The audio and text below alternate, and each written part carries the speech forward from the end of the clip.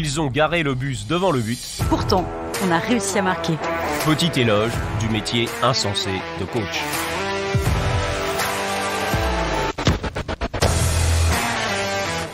Le podcast de foot qui revient sur la carrière d'entraîneurs légendaires et de leurs matchs mythiques. Bienvenue sur le banc du coach, que vous soyez entraîneur ou pas, plus qu'une leçon de foot, on vous raconte une leçon de vie. Et avant de lancer ce nouveau portrait d'entraîneur mythique, je rappelle Lionel que tu es l'auteur du livre « Ils ont garé le bus devant le but, pourtant on a réussi à marquer », publié chez ESF Sciences Humaines. Bonjour Lionel, bonjour tout le monde. Aujourd'hui, on se retrouve autour du 10e et dernier grand portrait de coach. Notre personnage du jour est allemand. Et à toi l'honneur, cher Lionel. Aujourd'hui, tu nous parles de... Jürgen Klopp, l'émotion au plus haut niveau. Jürgen Klopp, c'est 20 années ininterrompues de coach. 20 années, ça veut dire des dizaines de milliers d'heures d'entraînement. Ça veut dire des centaines de matchs sur un banc. Ça veut dire un investissement exceptionnel du même homme, Jürgen Klopp. Un destin à travers 3 villes, Mayence, 7 ans, Dortmund, 7 ans, et Liverpool, où il est à sa 5e année. Phénomène rare aussi, quand on sait qu'aujourd'hui, la durée de vie des entraîneurs en moyenne en Europe, au plus haut niveau, est en train à 2 ans au maximum sur un banc en tant que responsable. Et oui, c'est vrai. Et c'est pas habituel.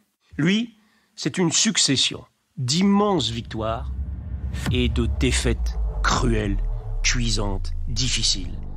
6 finales perdues qui font de lui un loser magnifique aux yeux de certains, mais à côté de cela, des retentissantes victoires et souvent en plus obtenues à partir de scénarios complètement inouïs.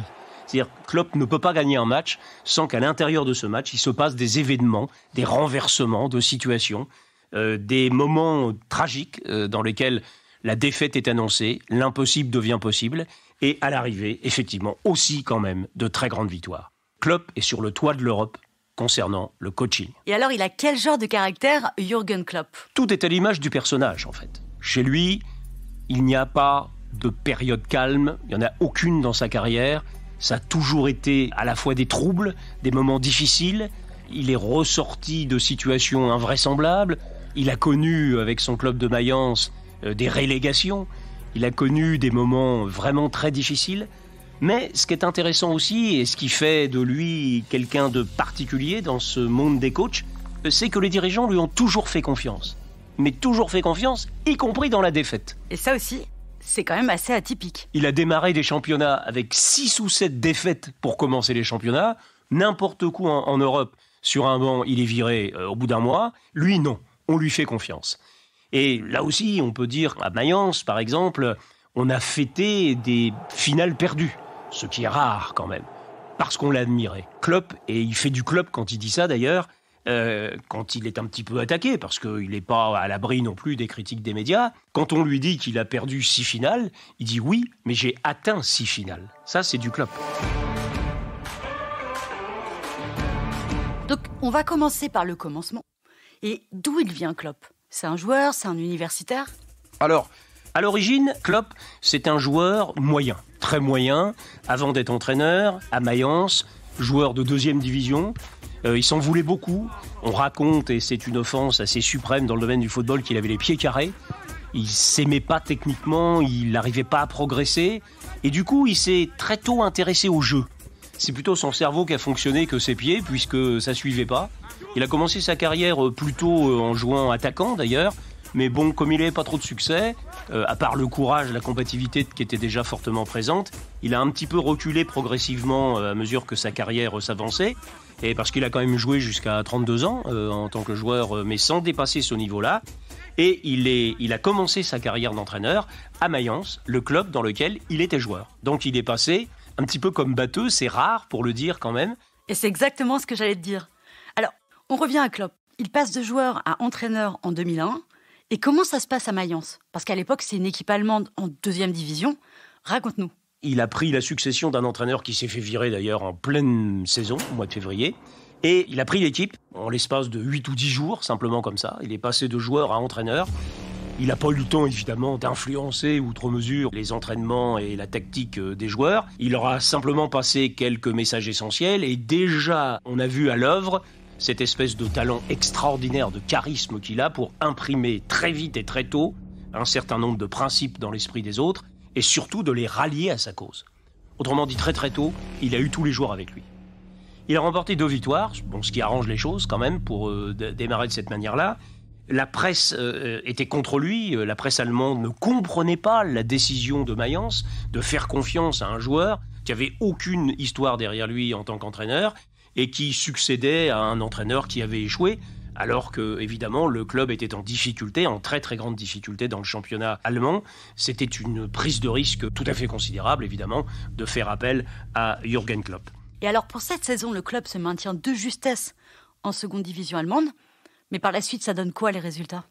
Ensuite, ce sont les premières années avec des hauts et des bas.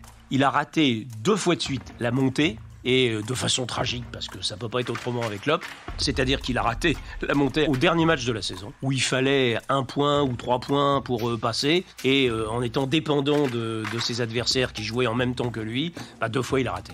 Mais pour les gens de Mayence, pour les supporters de Mayence, il y a eu des fêtes. Il a dit « jamais j'ai connu ça », c'est-à-dire être glorifié par une défaite. Ils se sont rassemblés sur la place de Mayence, plus de 20 000 supporters. Ah oui, quand même. Incontestablement, on sentait que ça prenait très bien avec lui. Vraiment très fort, la mayonnaise prenait avec les supporters, avec le club, et il adhérait complètement. Alors, progressivement, il y croyait, il tenait toujours un discours de fermeté, d'optimisme, parce qu'il a un volontarisme évidemment à toute épreuve, Klopp, et il a réussi à monter en première division allemande. C'est la première fois que Mayence réussissait cette performance, et il est resté évidemment à la tête du club. Et il est resté à la tête du club et les difficultés évidemment ont commencé. C'était un promu, Mayence, pas beaucoup d'argent, dans un championnat extrêmement difficile, avec les grands clubs allemands que l'on connaît, le Bayern, Dortmund. Donc la première année, il s'est maintenu, ça a plutôt fonctionné correctement, et une relégation est intervenue la deuxième année. Donc il a accumulé effectivement des difficultés. Ah oui, et comme tu disais, le club a des hauts et des bas. Donc Klopp est soutenu par la majorité des supporters. Et surtout, il va mettre en place là-bas sa signature, une technique redoutable, le fameux Gegenpressing. Alors le Gegenpressing, c'est le contre-pressing, c'est-à-dire que la philosophie de Klopp pratiquement était déjà en place dès l'expérience de Mayence. C'est introduire dans l'esprit des joueurs que le moment où une équipe est la plus vulnérable, c'est le moment où elle perd le ballon. D'où l'idée d'inciter les joueurs à faire une pression très haut sur le terrain, qui était à l'époque assez atypique et pas forcément dans l'esprit du temps, en tout cas dans le championnat allemand, de faire en sorte que les joueurs donc, prennent des risques puisqu'ils montent très très haut sur le pressing, donc laissent de la place derrière eux, mais aillent presser sur le porteur du ballon parce que le moment où l'équipe adverse récupère le ballon, c'est le moment où elle est la plus fragile. Et ça, c'est sa philosophie. C'est une sorte de principe, de précepte, on peut appeler ça comme on veut, mais lui, il a cultivé ça. Il a vraiment cultivé ça et il a réussi à faire jouer Mayence avec des moyens limités de cette manière. Mais pour autant, il n'a pas réussi à faire remonter le club en première division allemande et il est parti au bout de la 7e année. Et il est parti en pleurant, avec la confiance de tout le monde, avec des remerciements, à la différence des entraîneurs qui se font virer dans la douleur, en général, et dans le conflit d'ailleurs, assez souvent. Lui, la trace qu'il avait laissée, il a déclenché de la reconnaissance. Et ça, je crois que c'est une symbolique de toute la carrière de Klopp, c'est de déclencher autour de lui vraiment une très grande reconnaissance. Parce qu'il se donne à fond. Et je crois qu'ils l'ont senti dès le départ. Et alors ma question est la suivante, où est-ce qu'il part ? Et est-ce qu'il va réussir à susciter la même vague de sympathie côté joueurs, dirigeants et supporters en arrivant dans son nouveau club ? La question se posait de savoir où il allait aller. Et en Allemagne, quand on regarde les grands clubs, on se tourne évidemment vers le Bayern de Munich, vers des clubs comme Leverkusen, comme Dortmund. Bon, au Bayern, ils ont pensé à lui. Parce que, évidemment, les 7 années qu'il a passées à Mayence n'ont pas laissé indifférent ni l'opinion publique, ni les observateurs du football. On sentait bien qu'il y avait quelque chose chez Klopp, même si certains comportements, certaines attitudes, une petite part de réputation aussi ne plaidaient pas forcément pour lui. ce côté un peu fêtard, ce côté un petit peu je m'en foutiste qu'il peut avoir dans la vie de tous les jours, sa dégaine aussi, sa casquette, son coupe-vent, son survêtement permanent, c'est pas tout à fait le style et le standing par exemple du Bayern. Et on raconte également qu'il arrivait, paraît-il, pas toujours à l'heure aux entraînements, etc.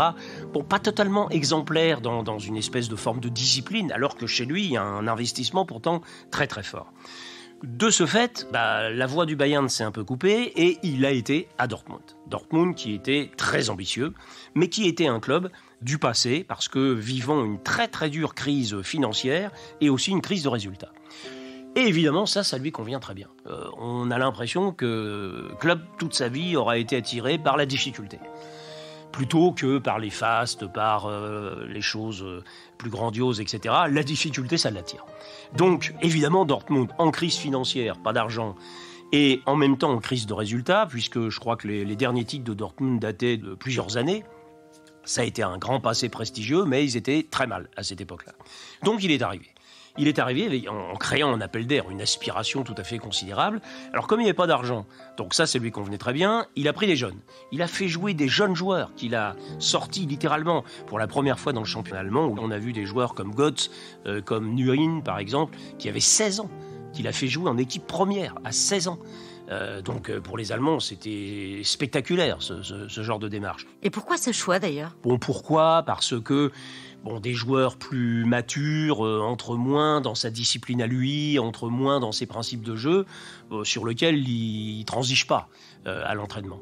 Bon, ces entraînements aussi sont vécus très très durement, des séances dans lesquelles il dit « celui qui n'est pas à 99% à l'entraînement, ça ne m'intéresse pas ».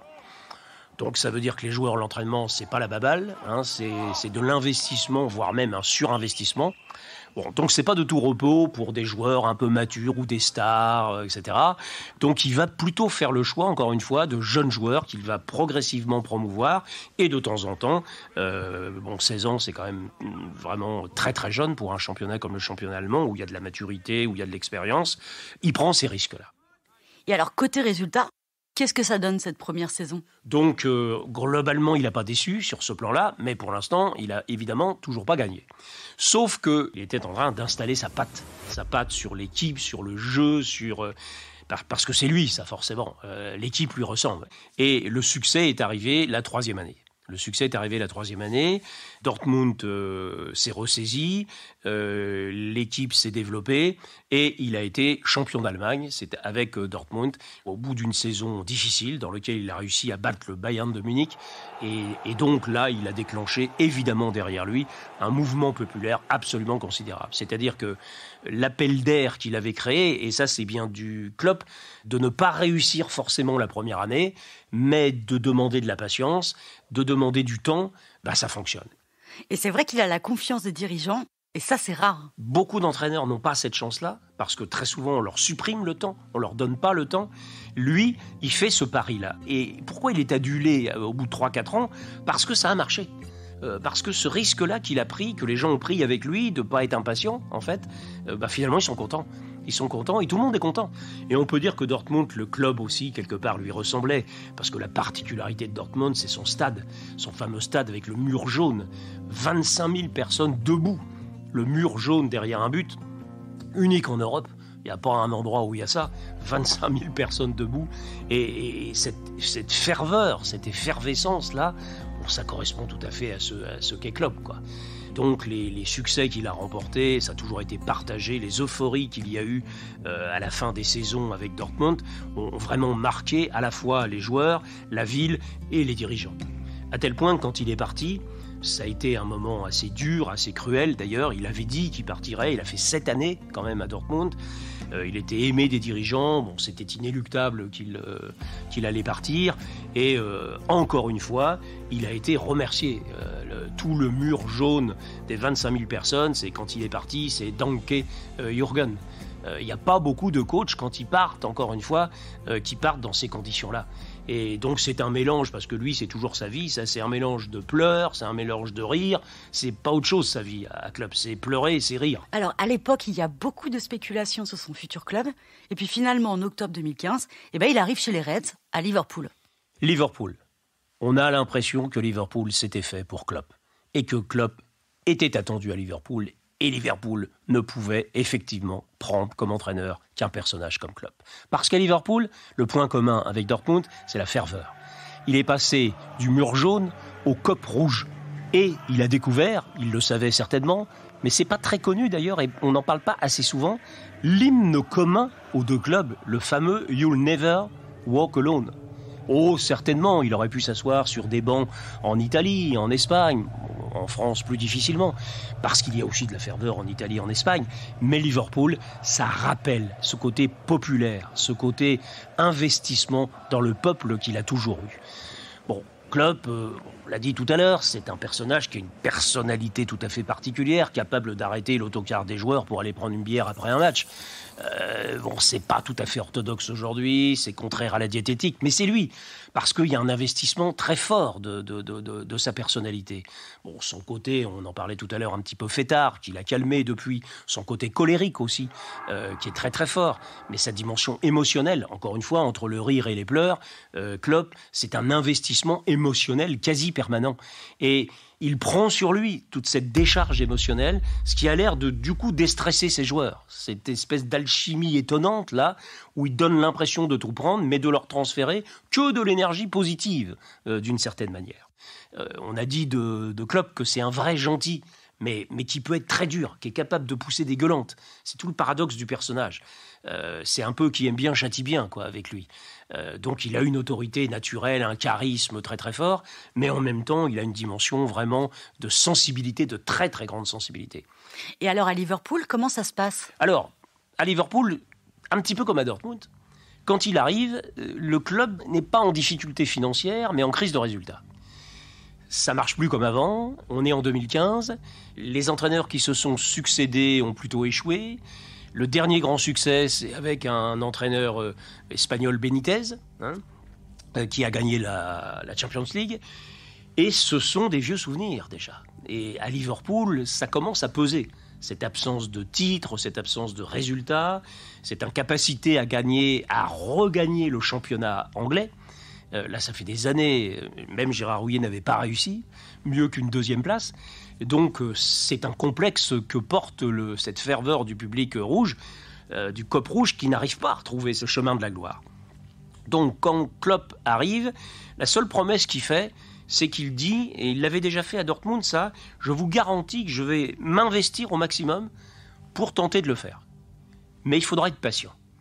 C'est-à-dire que il lève la pression sur la première année ou deuxième année, et effectivement, la première année, il ne gagne rien. Bon, ça a marché à Dortmund, pourquoi ça ne marcherait pas à Liverpool ? Et effectivement, ça va marcher à Liverpool. Ça va marcher progressivement, il faudra attendre 3 ans quand même pour les premiers succès. Il faut dire qu'il tombe à l'époque sur des candidats au titre tout à fait considérables. Guardiola avec son Manchester City, qui domine le championnat anglais, et puis le fameux Big Four en Angleterre, avec Chelsea, avec Manchester United, qui sont des clubs évidemment abonnés aux premières places. Bon, Arsenal est un petit peu en retraite depuis quelques années, mais quand même, le championnat anglais est réputé très difficile.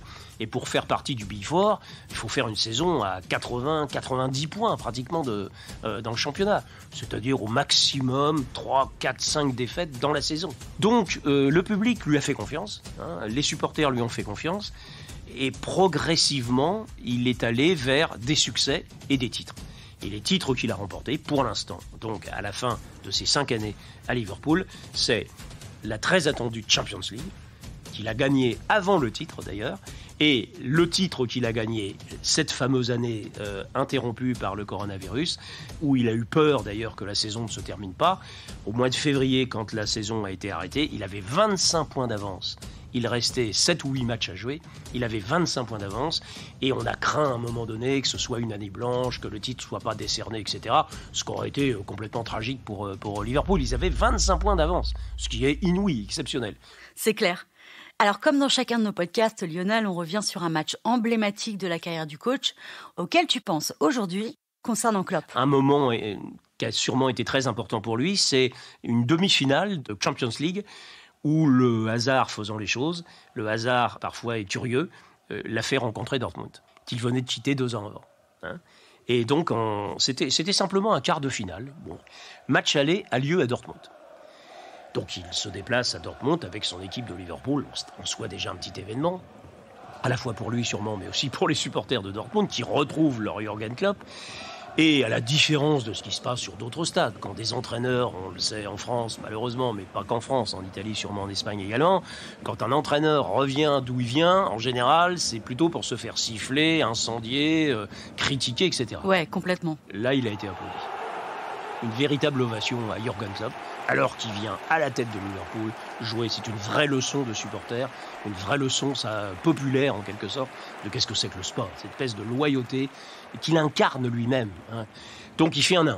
Il fait 1-1 à Dortmund, un match un petit peu difficile, ils ouvrent le score, ils sont égalisés, il repart avec le 1-1. Donc match au retour, très important, à Liverpool. Alors pour rappel, on est en avril 2016 et il s'agit des quarts de finale retour de la Ligue Europa. Et ça fait même pas 1 an que Klopp est à Liverpool. Donc le match démarre, là aussi avec une attitude très positive de la part des supporters. Peut-être qu'ils avaient été à l'écoute de ce qui s'était passé à Dortmund d'ailleurs. Ils se sont montrés à la hauteur aussi, le Cop Rouge. Et ils ont accueilli correctement, on peut le dire comme ça, l'équipe de Dortmund. L'hymne qui ne choque pas les supporters des deux camps, puisque c'est le même, qui a été repris de façon, comme toujours, dans la liturgie de Liverpool. Sauf qu'à la mi-temps, Dortmund mène 2-0. Il va falloir montrer quelque chose en deuxième mi-temps. En deuxième mi-temps, Klopp leur a rappelé, c'est ce qui a été rapporté d'ailleurs, leur a rapporté qu'en 2006, ils perdaient 3-0 contre les Italiens de Milan. Ils ont égalisé 3-3 et ils ont gagné au pénalty, au tir au but, à la fin du match. Donc il leur a rappelé ça à la mi-temps. Alors les joueurs reviennent sur le terrain et, scénario idéal, Liverpool marque par l'attaquant belge Origi qui embrase littéralement Anfield. Donc ça fait 2-1, ça va mieux. À 2-1, le club n'est pas encore sûr de la qualification, mais le pire se produit, c'est que Dortmund marque un 3e but. Au moment où Liverpool commençait à voir le bout du tunnel, Dortmund marque un 3e but. Donc, à 3-1, évidemment, à nouveau, Liverpool est éliminé. Et c'est là que la magie de Klopp fonctionne. Bon, il est sorti du cauchemar, là. Coutinho ramène le score à 3-2, ensuite 3-3. Donc, issu de ce match 4-3, Liverpool est qualifié en demi-finale. Dortmund est battu. Un match à l'image qui pourrait résumer en quelque sorte toute la carrière de Klopp. C'est-à-dire être passé par le meilleur, par le pire, par le drame et par un renversement de situation absolument incroyable. Ouais, absolument. Eh bien, merci Lionel pour ce portrait, une fois de plus, haut en couleur et plein de détails. Quant à nous, chères auditrices, chers auditeurs, eh bien, on se dit au revoir parce que c'est la fin de notre série sur les grands entraîneurs de foot. Et avant de partir, je tenais tout particulièrement à remercier le reste de l'équipe, c'est-à-dire Sophie et Herminie chez ESF Sciences Humaines, à la technique et à la post-production, Rudy, Mika et Steven, à la réalisation, Julien et son studio Béléa Productions. Et enfin, merci à la toute jeune agence de création de podcasts 1212 et particulièrement à Jean-Baptiste. Nous espérons que vous avez aimé suivre ces podcasts autant que nous avons aimé les faire. Je suis Marion Bousquerolles, à bientôt pour d'autres contenus et d'ici là, portez-vous bien.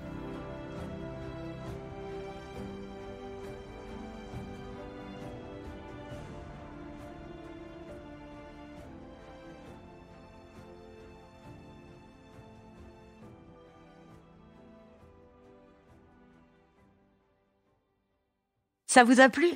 Alors abonnez-vous pour ne rater aucun portrait de ces entraîneurs mythiques qui ont façonné le football. À bientôt !